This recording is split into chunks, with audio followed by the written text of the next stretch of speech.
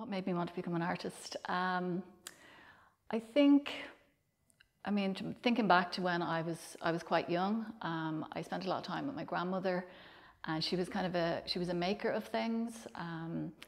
I wouldn't necessarily classify it as art, but we did a lot of knitting. She made these incredible, intricate kind of houses of cards, which when I think now, I don't know how she managed it. We also did a lot of things like, you know, baking, and she had this big kind of plot and this huge back garden where they grew their own food. So I think it was always this thing about, I think from an early age, this idea of making things was instilled. And then in secondary school, towards the end of secondary school, the last few years, I had a really good art teacher who was really encouraging, and I was with a really good group of people. And then after school, I did a communications course in Pearse College, and that was where I first kind of encountered photography and the darkroom. And I have to say, I think I failed all my other subjects, but I just totally kind of got into photography from there. And then while I was there, I did work experience in the Temple Bar Gallery and Studios, which was, I think that was around 1989. So it was literally falling apart. You know, there was holes in the floorboards up on some of the floors, but I got to kind of visit I was working on the desk, and I got to visit the artist studios and go to some of the events, and I really fell in love with that place, and I suppose the idea of being an artist.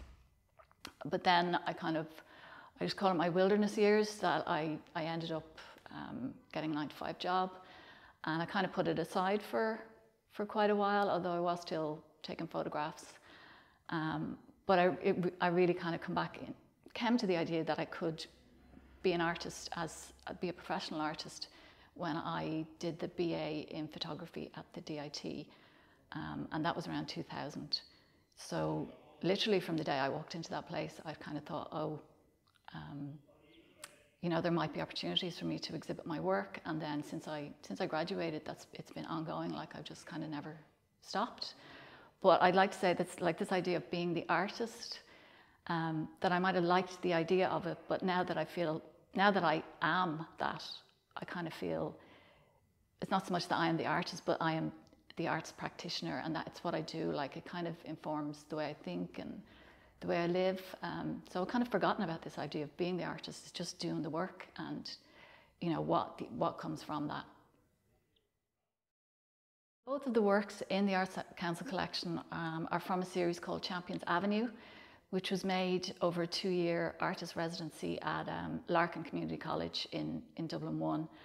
And the artist residency was actually supported by 2 young people and children in education bursaries from the Arts Council.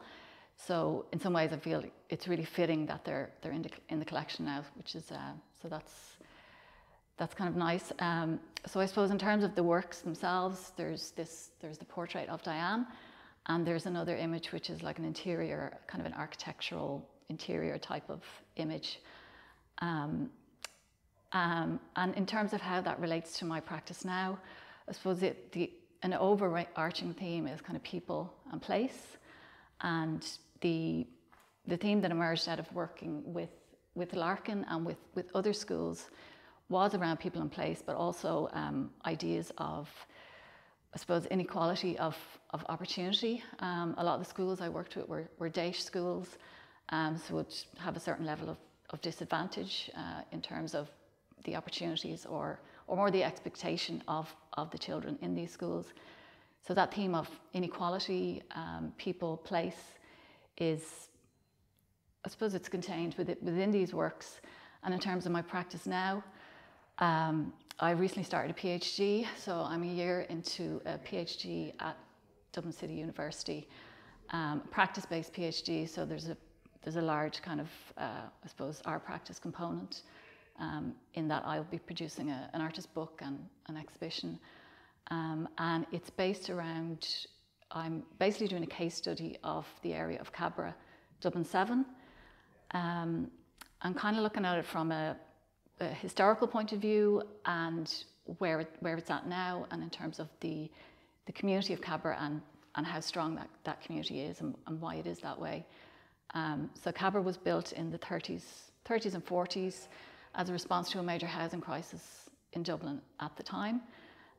So we now have huge development in Cabra of, there's just one of the sites, they're building like 500 built to rent apartments right in the centre of Cabra. So I'm kind of looking at these two kind of dichotomies of this community that is built, and now this kind of, you know, the outside investors that are coming in and building these different types of, you know, what these communities might be. So I suppose I've kind of, the work in the collection was a result of almost 10 years that I spent working with institutions, schools, young people. The work that I'm doing now, I've kind of, I suppose, moved to more towards looking at landscape, suburban landscape, but also community and the people of Cabra.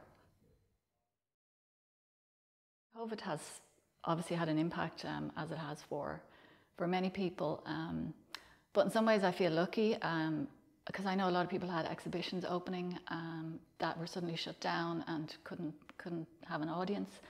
And I had, my kind of large exhibition was 2019, and it finished in October of 2019. And I really felt if that had been the case, then it would have been so disappointing. So that period from October to March to the beginning of the pandemic, I had started a artist residency in DCU, and it was very much an exploratory residency, and I was kind of reviewing my 10 years of work in schools, and kind of bringing that into then looking at the university and doing research into that as an educational space. And also I was in All Hallows, which is a really beautiful campus in Drumcondra, like really 18th century buildings, and it was like being in another world. So I was kind of floating at that point, and really just having a nice time, just reflecting on that space. And then it was, I think we had a studio open day, and literally the day after we were told to go home. And I only got back in there in June this year. So that the work I was making there was totally stopped, because it was about the building and about the space. So I couldn't do that.